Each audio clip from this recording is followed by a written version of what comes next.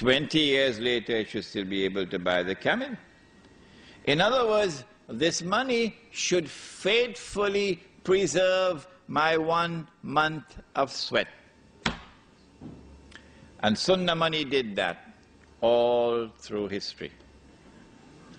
Now let me introduce you to something very sinister that occurred. In fact, it was more than something haram, it was riba. But the Prophet had said, sallallahu ta'ala alayhi wasallam, about the riba which would come with Dajjal. What did he say? He said that it will be as difficult to recognize it as it would be to recognize a black ant on a black stone on a dark night. I mean, you don't need a PhD from the University of New South Wales to recognize. The only man who can see that ant, the black ant, on the black stone, on the dark night, is the one who has some light. You don't need a PhD to understand that. Huh? Nobody else can recognize it. Nobody else, not even a PhD from Al-Azhar University. You cannot recognize it unless you have Noor. And guess what? It isn't sold in the stock market. Noor. يَهْدِ اللَّهُ لِنُورِهِ مَنْ يَشَاءُ. Allah guides to His Noor whomsoever Allah wishes to guide. Suddenly, strangely, something happened. Europe is empowered with a power which the rest of the world combined cannot match. If you think this happened by accident, you should go and buy a house in Disneyland.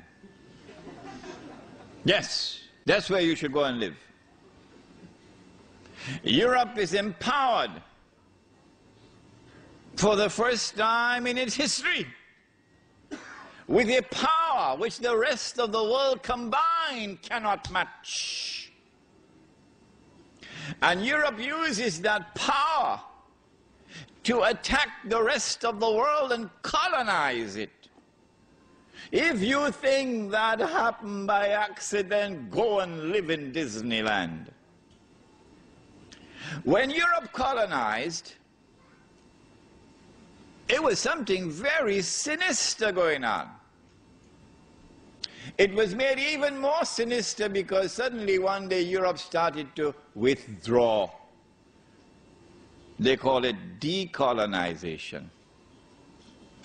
And as Europe decolonized, the natives now, they have something that they call, I don't know if you heard about it, independence. Huh? Independence. And they have a flag, and they have a national anthem, huh? And they have a hodgepodge of an army and so on. And then sometime in the middle of the night, they would have the lowering of the flag and the raising of the flag, and they'll be dancing and so on. And they say, we've got freedom. But the European will be hiding behind a mango tree and laughing his belly out. Look at these one-eyed fools. They think they have got freedom, that they drove Europe out. No. Europe withdrew for tactical and strategic reasons. But before Europe withdrew, decolonized, Europe planted some truly dangerous seeds. But the only way you could recognize those dangerous seeds is if you have Noor from Allah. Not just knowledge that you get from the books. That's important. Yes, that is important. But you need something more than that. The first seed that Europe planted, of course, I told you about it already in my lecture on Imam al-Mahdi and the return of the Khilafah. That it is in the essence of Islam that you must recognize Allah subhanahu wa ta'ala as Al-Malik, the one who possesses Al-Mulk, sovereignty. That's the translation for Mulk, sovereignty. But now Europe leaves behind a dangerous seed called the modern secular state. And the modern secular state declares, we no longer recognize Allah subhanahu wa ta'ala as Al-Malik. The state is now Al-Malik, sovereign. And that is shirk.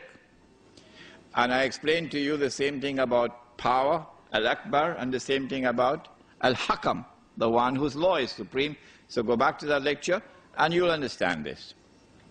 So this was the seed of shirk, political shirk, which was planted. How many Muslims saw it and recognized it? How many of our distinguished and learned ulama, for whom we have respect, we don't speak disrespectfully of them, not at all. How many of them recognized that this was shirk? We even had ulama in politics. Yeah, ulama in politics. We even had Islamic movements becoming a political party and fighting in elections like everybody else. Still going on now. Incapable of seeing the shirk of the modern secular state. I told you about my arguments with Taliban, and I couldn't succeed in getting Taliban and its ulama to understand this point.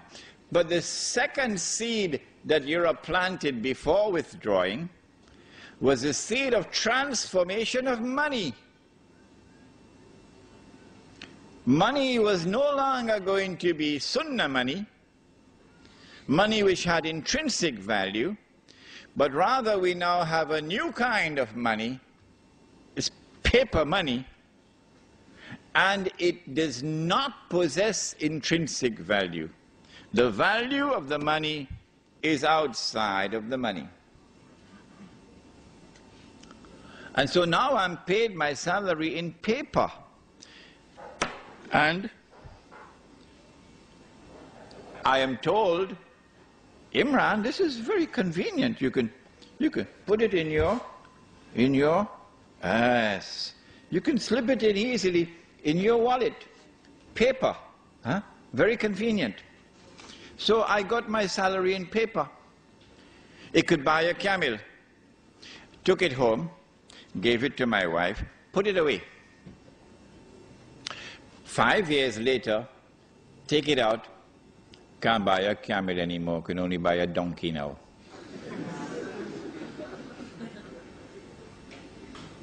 Did you hear that? Can only buy a donkey now.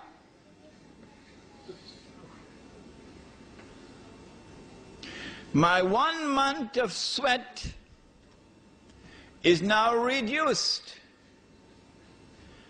Only 2 weeks have been kept in the money. And 2 weeks of my sweat has disappeared. Is this permissible in Islam? Allah speaks in the Qur'an in connection with a prophet whose name was Shu'aib radiallahu ta'ala anhu. Bismillahi awwaluhu wa akhiruh. My 1 month of sweat has now been reduced to 2 weeks. Okay? What does Allah say about this in the Qur'an? It's there in the Qur'an. It's there. But we don't notice it. The Prophet Shu'aib alayhi salam, and the market or the economy of the people of Shu'aib alayhi salam is a corrupted market. There's a lot of ripping off going on in this market. And Allah subhanahu wa ta'ala responds to it in the Qur'an, and He declares 3 times in the Qur'an. Listen to the words. وَلَا تَبْخَسُ النَّاسَ أَشْيَاءَهُمْ. Do not do this. My 1 month is now reduced to 2 weeks.